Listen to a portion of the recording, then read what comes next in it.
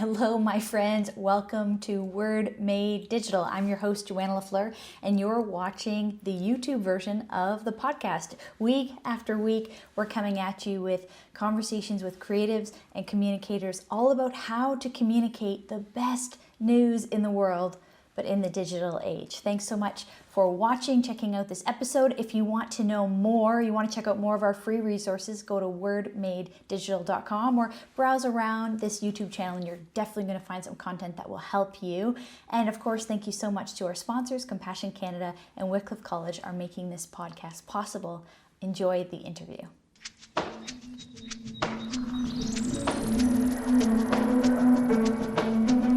Rich Villodas, welcome to Word Made Digital. I'm really pumped to have you on the podcast today. Well, thanks, Joanna. Look forward to a really good conversation with you. You are the guy who seems to know about how to do spiritual formation in the 21st century. I mean, I guess you're the guy. I'm curious to know how this kind of became, as just a means of introduction, how did this become a centering topic of your life's work? Why do you care about this? Yeah, I became a Christian some 22 years ago. I'm 41 years old. So as a 19-year-old, became a Christian. And my Christian experience was first formed by the Pentecostal tradition. But I had a grandfather who attended that church that I became a Christian in very radically. About 15 family members on one night became followers of Christ. Wow. And he gave me such a love for the scriptures and for prayer and for the spiritual formation practices that have come to define my life. And as I mentioned before our call, I'm in Queens, New York City. So if you hear sirens and ambulance driving by here, this is just my normal everyday experience, which I appreciate because I'm trying to live a contemplative life in the middle of a very busy city. So, but it started there. My first few years were very formative. I was introduced to the Pentecostal tradition. That's the church I became a Christian in. But then maybe 2 years later, I, through a class in college, a spiritual formation class, was exposed to the monastic contemplative tradition. And we went to a weekend retreat at a monastery and learned about silence and solitude. And then a couple of years after that, I was introduced to more of the larger justice and just a global theology. So within the first 5 years of becoming a Christian, I found myself just by God's grace immersed in all of these various traditions. And so from the very onset of my journey, I've been fascinated with how does Christ get formed in us in ways that are comprehensive and multifaceted, not just talking about prayer, but our engagement in the world. So that's how it got started for me. I love that. I mean, and I asked the question, I started the question sort of with some sarcasm because about, you're the guy to talk to about spiritual formation, because I think, the very nature of what you're trying to do is this, as you say, like a modern monastic, a a shy away from the celebrity church culture, all that kind of stuff. So I was just sort of teasing to see your reaction to what I would say. You wrote an article about this issue, though, it was a few years ago, around celebrity pastors, but unfortunately, it's so timely again. There's another number of names. It's every few months. There's no point in naming the names because every few months it's somebody else's name of public implosion that affects not just themselves, their family, the ministry that they lead, the finances of that ministry, people's jobs are affected. So much has gone on beyond just their sin itself, how it ripples out. The church. Yeah. So talk to us a little bit about that. I know that article is now 2 years old, but you just reposted it again recently about these questions that leaders should ask themselves to kind of get away from this celebrity culture. Can you talk to us a little bit about that? Yeah. And, I would just say whether a church is 10,000 people or 100 people, There is something about power and something that lurks within many of us, if not all of us.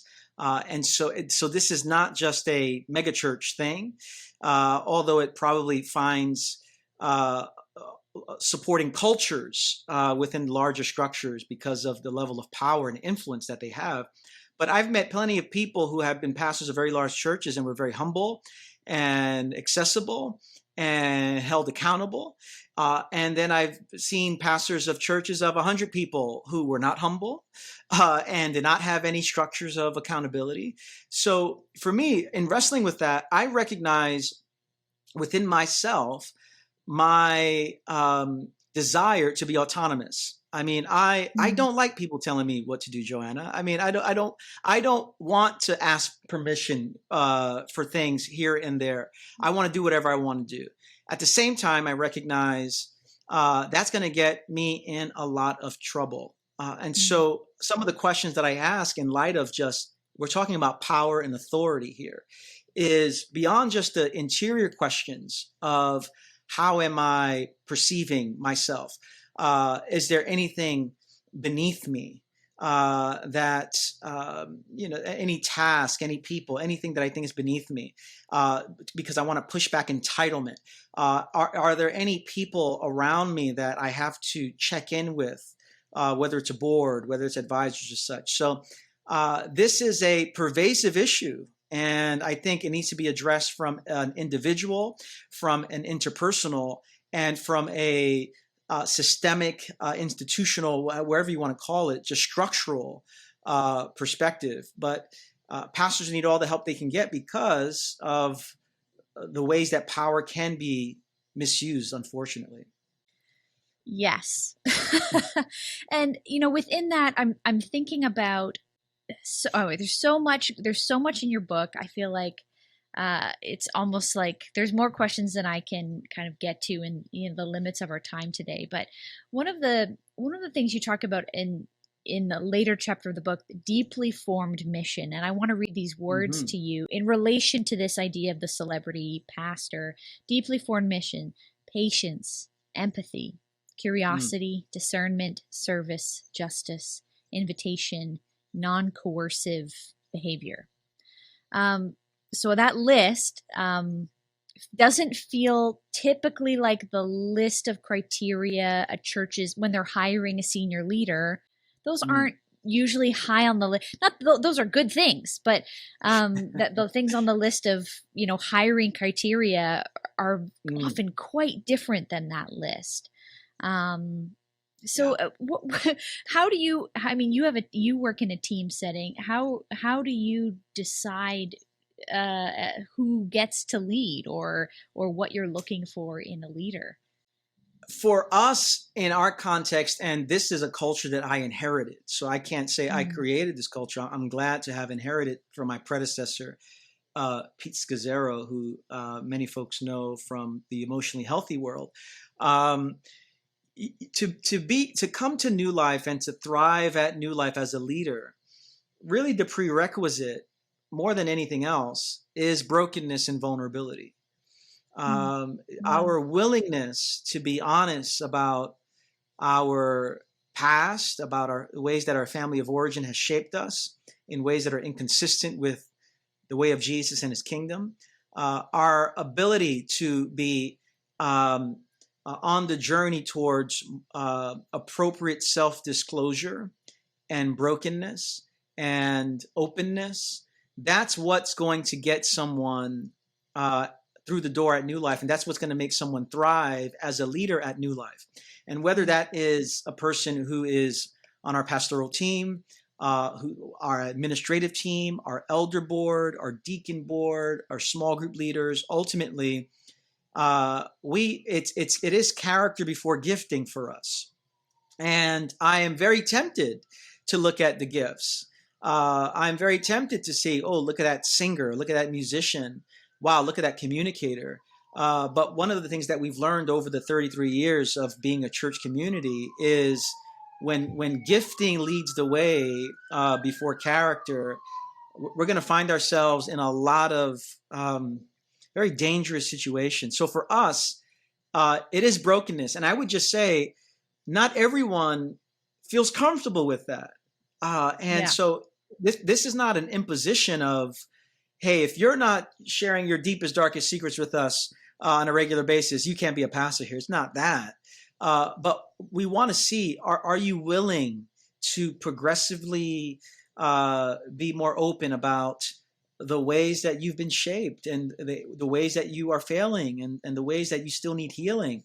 And if we can do that, you're going to really make it in this culture of ours, in this church. If not, you're going to have a hard time. Yeah, you know what? It's reminding me of Simon Sinek, a thinker on Hmm. business and how, he's the guy who says start with why, or he made it famous, anyways. I just was listening to something recently from him around how the military chooses people for high level tactical, like the most serious work that needs to be done. I don't know, in the world. I'm not a military family. I have no idea some of the lingo they're using, but the general principle that they say is that how do they choose the few, very few men or women who would Mm, be chosen for those, most elite positions? And long story short, skill is very low on the list, but mm, trust, does the team trust you, is very mm, high. It's like the most important factor. So they said mm. they choose for these positions and who's going to lead in these roles, often people who are not the most skilled, but have Right. high trust. Everyone in that room knows this person's got your back. This person would literally, I mean, in the military's case, quite literally, they will die for you. Hmm. As opposed to someone who has the most academic experience, the most, whatever skill set, or the most muscle, whatever they need. That those are Yeah. not the criteria. So we have lots to learn, I think from, this is life or death situation Yeah. for some of them. So something for us to learn, that's for sure. But Yeah. often not how people are chosen for leadership. And sadly in the church as well. I mean, if there's a place where trust and character should lead the way, it should be our congregations among Christians. Sadly, again, the temptation to determine leadership and position and authority often begins and sadly ends with one's level of skill and gifting, or anointing, if whatever context you're coming from. But it is character before gifting. That this is what we continue to learn in our context. Yeah, I often think too, another sort of piece of this is people talk about how like it's lonely at the top. Leadership is a very lonely experience. But I would suggest that friendship, or who our friends are, would be a significant indicator into our ability to lead. Do you want to say anything about that in your context, about friendship and loneliness, for leaders, or Yeah, how do you cultivate friendship? yeah.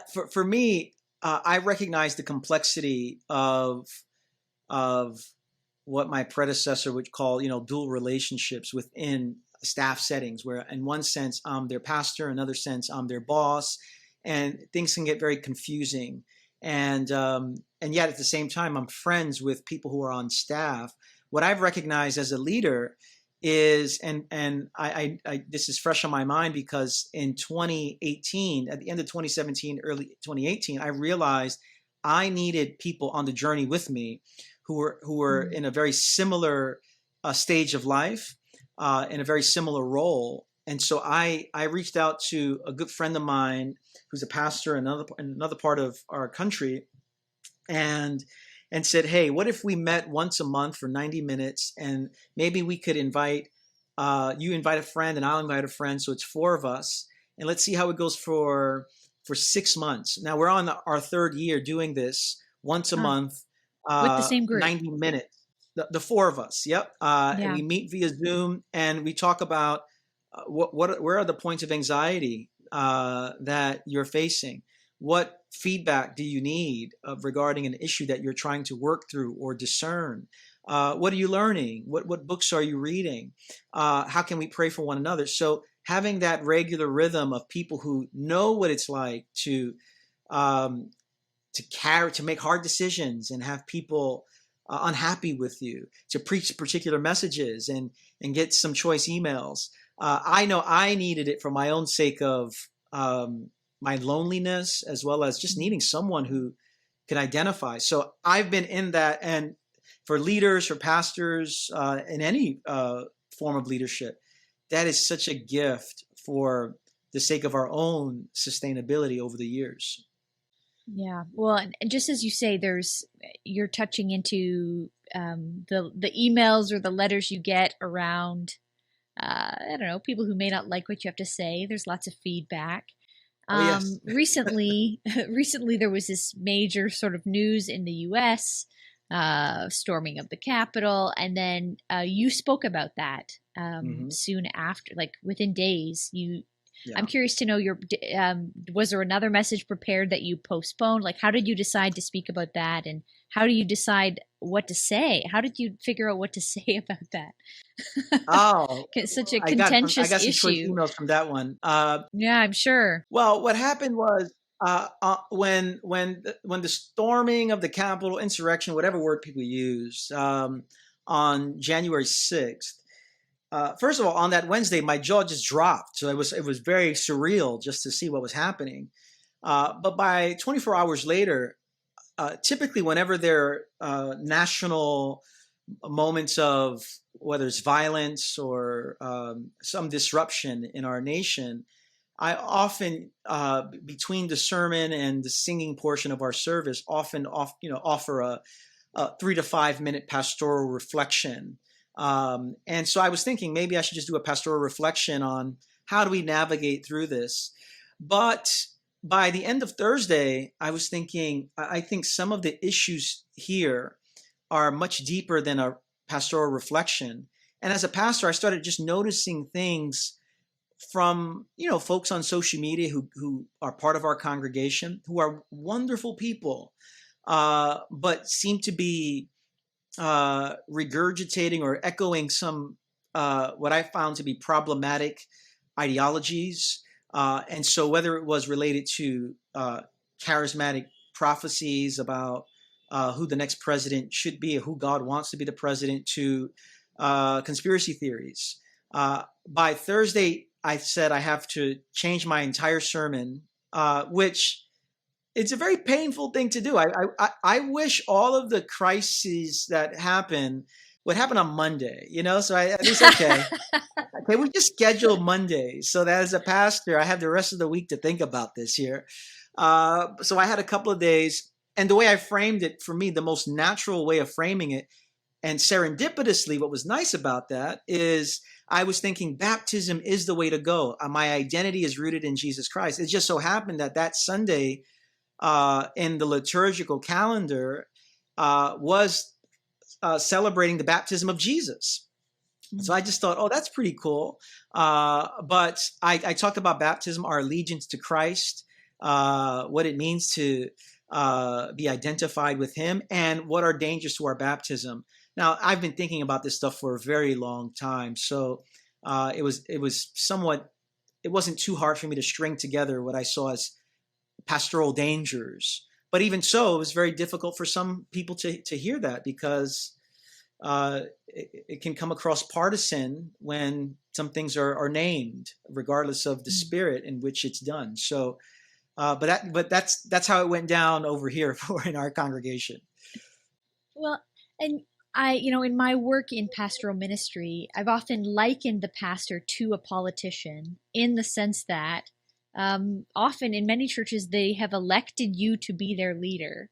Mm. They pay your salary, and then if they don't like you, they can effectively remove you, which is true in any job. If you're, if Yeah, people aren't yeah. happy with you doing the job, you can be removed. But do you feel that way? Do you feel yourself to, when you're making those decisions about what to speak about? How do you garner the courage? Or maybe it isn't. It's Maybe you don't feel courageous at all. I'm not sure. no, I think part of it, honestly, is my own naivete of this whole thing. I have some friends that are going, "Are you crazy?" And I think God is blocking something in my way of thinking. That if I saw the big picture, I'd go, what am I doing? This is crazy. So I do think God is blocking something. I don't know, because I don't think about this as courage. I think about this as formation. I think about this as Mm. faithfulness to Jesus Christ. I think about this as worship and discipleship. So for me, if I see something that is compromising the witness of the church, whether it's nationally, locally, uh, I feel burdened to say, let's follow Jesus a little closer here. And what that requires us is to say no to uh, the ways of the world and the pattern of this age. So, I don't think about it too much. Now, I have to say, I do know when I say these things that emails are coming. I do know that some people are going to be very disappointed, very bothered. So I know that, but there's also my own conscience as well as a pastor. And I'll be the first to say, in 2016, when Donald Trump got elected, uh, there was so much unawareness I had about the congregation I'm leading. I would say probably 35% voted for Trump in 2016, and I would probably say 2020. I didn't know that until afterward, because Huh. I was a bit reckless with my words on social media about him. And I hurt people. I marginalized people because there's so much emotional enmeshment as it pertains to politics and faith and spirituality, that to critique the president is to really critique an individual. So I didn't know that. So I hurt a lot of people. So I've been a lot more discerning over the years, but I have to pay attention to my conscience as well. So, but I'm not thinking about it as, oh, I'm doing a big thing here. For me, I'm just trying to be faithful to Jesus and help people to Yeah. follow him more faithfully. Yes, you talk about intellectual formation is tied to spiritual formation. And I'm bringing Mm. this up here because it's this idea of shallow thinking can create some of these Hmm.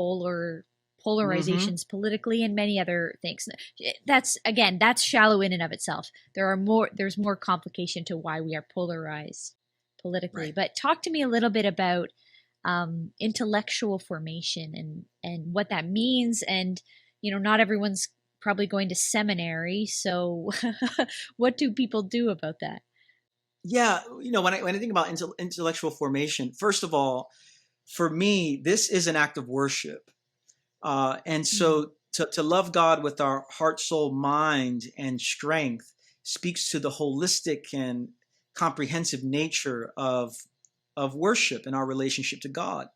And so, in certain contexts, evangelical, Pentecostal, there is this often these dichotomies and these hierarchies where knowledge puffs up, and to think intellectually is somehow to not have the right heart or the right spirit.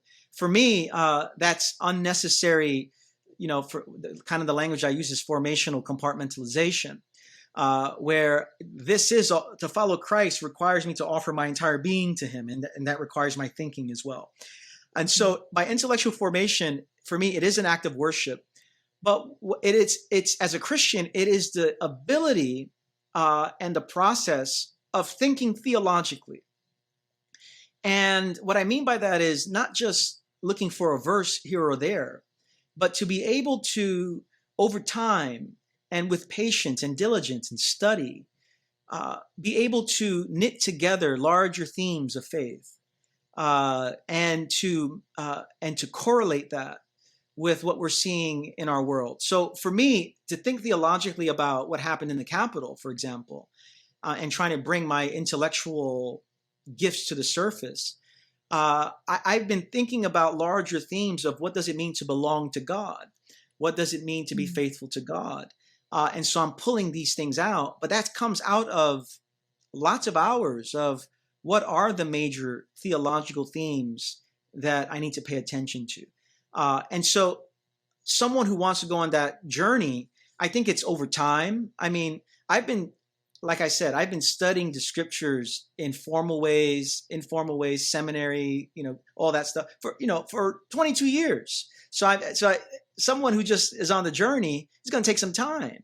But I do think it's a matter of thinking theologically. And then lastly, I do think the question for me of my intellectual formation is, if I believe that all truth is God's truth, and I believe that truth wherever it can be found is God's, and that to believe in some aspect of truth is not necessarily to buy into a paradigm or a worldview or religion, what have you. I think we can walk and chew gum at the same time here, where we can say that is true, although I'm not buying into the entire paradigm of that way of thinking. So for me, I'm trying to learn from as many people as I possibly can. I'm trying to live an intellectually, a life of integrity intellectually, and that means paying attention to truth wherever it can be found. So I read broadly. I am exposing myself out to traditions throughout the Christian faith, and wherever truth can be found otherwise, I want to learn from it as well. So for me, that's intellectual formation. Now, that's really, there's so much in there. Just as a practical next step from what you've just said, there's so much there. Do you have an example of a book that you would recommend that is not a Christian book that you have gained truth from? Is a business book or I don't know, Aristotle, I don't know, wherever it may be. Do you have a book that you would say, try this one? Yeah, I mean, certainly within the business world, as a leader, me trying to lead a large congregation, a very complicated congregation because of its diversity, and whether it's thinking through strategic planning and such. So certainly on that end, yeah. Whether it's novels that I'm reading that help to whether it's the Harry Potter stuff that I'm reading, or whether it is that's just fresh in my mind because I'm just reading the series again, so it's on my nightstand here. So, but books that I've recently, I mean, there's plenty of books that I've read on whether it's on sociology and race, for example, how do we think through from a sociological perspective the racial moment we find ourselves in. You're not going to find a Bible verse in there at all. But you're going to find lots of truth. And then for some people, very practically, there's some in the evangelical Pentecostal charismatic world, and I'm not sure exactly who the primary listener is for you, Joanna, but to even think, wow, truth can be found with our Catholic brothers and sisters. Truth can be found with our Eastern Orthodox brothers and sisters. For some people, that's a big jump. To be able to read someone from a Roman Catholic tradition. So for me, very practically, those are some of the ways that I'm seeking to follow Jesus and see truth from all kinds of perspectives. Well, you mentioned, since we're still sort of circling this conversation, you mentioned the word racism. So the question I want to bring next is, from your book, you talk about why friendship and evangelism won't fix or won't solve racism. We can't friend it away or make people a bunch of Christians and they'll all be anti-racist. Yeah. Can you tell us a little bit more about that idea? That's the classic way of trying to eradicate racism. Conversions and friendships. If we can just get enough people to be saved and follow Jesus, racism will be eradicated. A classic white person's response. Oh, I have a black friend. I have a friend from this group of people. Right. If we just had enough cross-cultural friendships, this thing will come to an end. What the limit with that, the severe limit with that, is not recognizing the pervasive and all-encompassing nature of racism, that it is individual, interpersonal, and institutional. And so for it to be properly addressed in our institutions, in our local churches, in our businesses, in our schools, in our government, in law enforcement, requires a multifaceted approach to it. So I need to be able to address it individually. How have I been formed to see people who who look different than I do, who have darker skin than I do, who come from this part of the world? What are the messages? What are the ways that I have created internal hierarchies of value that often get externalized? The interpersonal aspect, what does it mean to relate to those different? How do I live from a place of curiosity and humility and incarnation? How do I ask more questions and seek to be a listening presence? But it usually stops right there. But then there are the larger structural. And the reason as a Christian why I pay attention to this is because I have a high theology of sin. And I believe what the Bible says about sin, that it is pervasive, and sin is not just something that's related to our own individual lives. Sin has a way of its tentacles grasping onto all kinds of places in life, in the ways that policies are shaped, in the ways that power is used. So if racism is not addressed from that larger structural, institutional, systemic perspective, but we'll have our really nice dinners with people who look different than we do, really nice services where we're doing some foot washing or inviting the black preacher to come and the white preacher's preaching in the black church. And these things are wonderful, but the larger power structures that give advantage to some and disadvantages to others are not touched. And as a Christian, how do we engage faithfully in all of these areas? That's the big question, but it is a massive problem and requires a multifaceted response to it. Right. So nothing wrong with the dinner party or the guest speaker, but we're talking about Christians being part of structural change. Absolutely. And it is often the case that those dinner parties and those services become catalysts to start thinking about larger systemic societal changes, again, whether it is in the local church, in a denomination, in a neighborhood. And so I think those things have a phenomenal place. But I think we have to recognize the gifts of those things as well as the limits of them. And it's often the case that we focus just on the gifts, but don't see the limits that those things reveal as well. Yeah, I just a few episodes ago, we had Brenda Salter McNeil on the podcast. I don't know if you're familiar with her. Amazing prophetic voice. And I come from an InterVarsity background as well. So she, was part of my formation in those years of my life as a student. And all to say, she says that effective immediately, or as of 2020, that she changed her approach, and she just recognized that she was trying to do this friendship stuff too much. She was trying to be friendly or make it more palatable to a white ear, and it wasn't getting anywhere because it's a system that needs to change, not just as I've sort of joked, not just feelings here. Say, not just feelings, or I have some black friends, so I'm fine. Like, that's not really what we're talking about. Yeah. And I think a lot of that for me, we're talking about there's nuance behind these things we're doing, behind the things we're choosing to be formed in, or how even as leaders we're inviting people into these discussions. But this whole podcast is about digital, or how the digital world affects us in every part of our life now. And do you think this sort of the deeper life or the deeper formation of systemic change or issues, can the digital world of fast now, immediate, are they opposed to one another? Do you see that? Do you think that digital is against the deeply formed life, or can they work together? No, I do think I think there are wonderful places of connection and places where it serves what I'm trying to do with a deeply formed life. For example, I've seen the ways people can gather for midday prayers via Instagram and Facebook Live, and utilizing this technology. At the beginning of the pandemic, for about 4 months, every Monday, Wednesday, and Friday, I led a 20 to 30 minute midday prayer for whoever came on. Sometimes it was 50, sometimes it was 200 people who would join. And I saw the power of praying in community.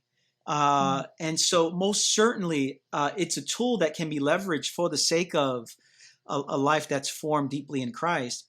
I say the greater temptation is for it not to, however.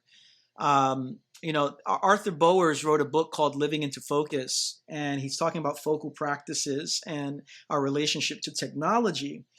And he says that we must love technology enough to not just appreciate the benefits it gives, but to recognize the limitations and the ways that it fragments us. And I think I think about technology from that dual perspective. There have been gifts. Tonight I'm leading 100 of our congregants through week 3 of our emotionally healthy spirituality course. 100 people from my bedroom. It's wonderful. What a gift it is to do that.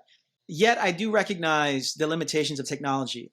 I recognize the ways that we're not able to truly see someone beyond tweets, beyond their profile.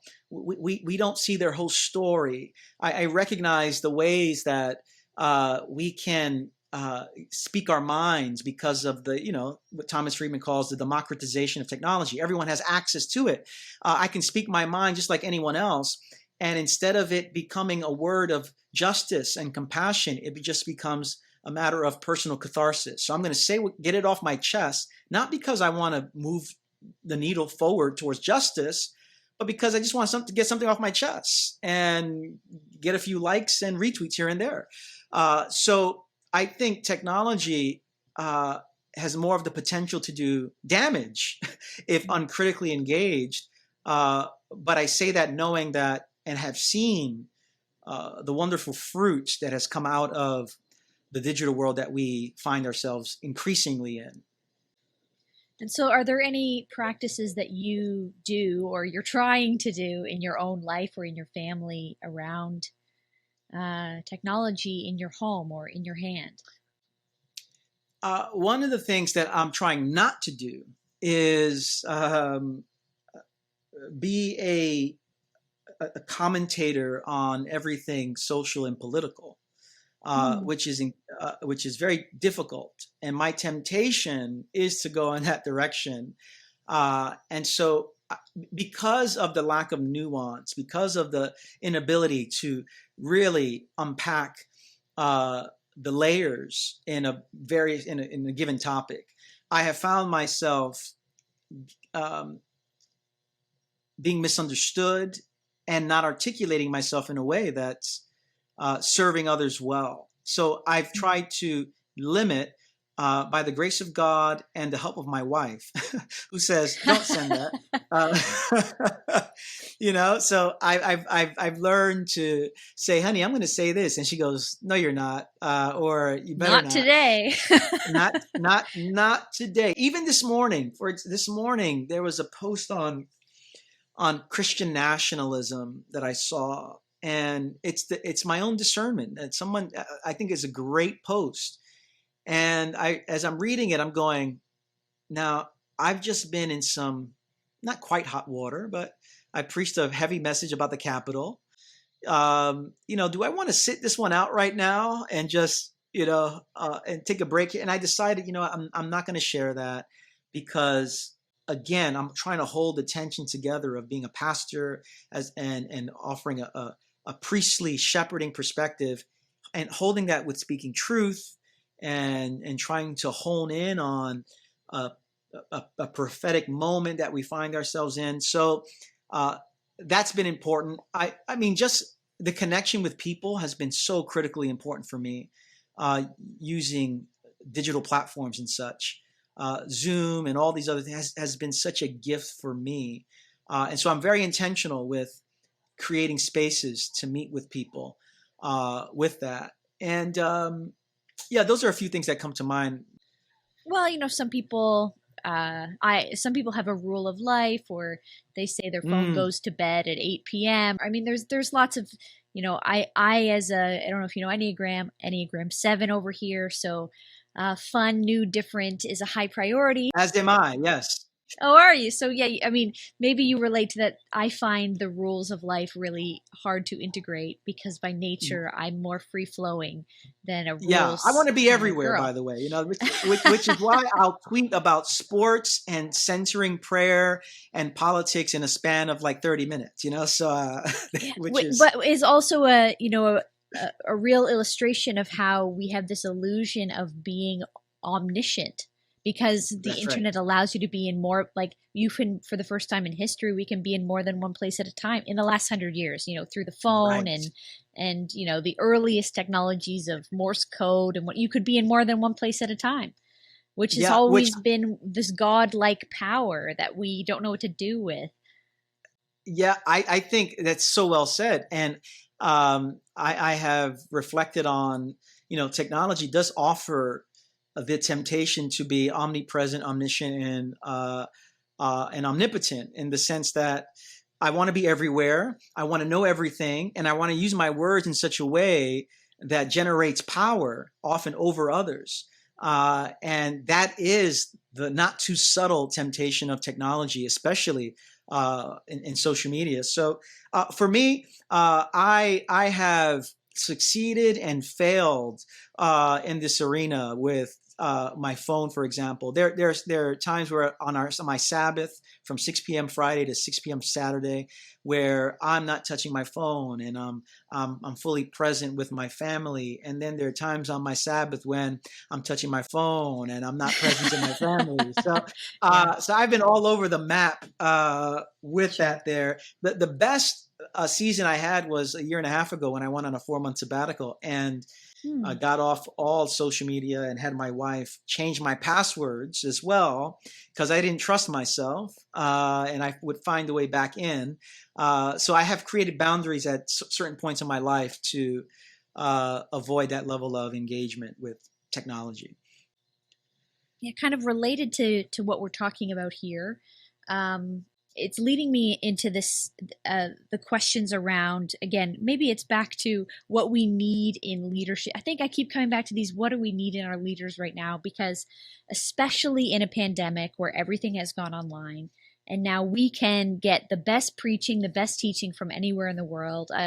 Yeah. It was listening to a wise person talk about what we need then the local pastor teacher in most churches is never going to be as good as that in that global level national level communicator.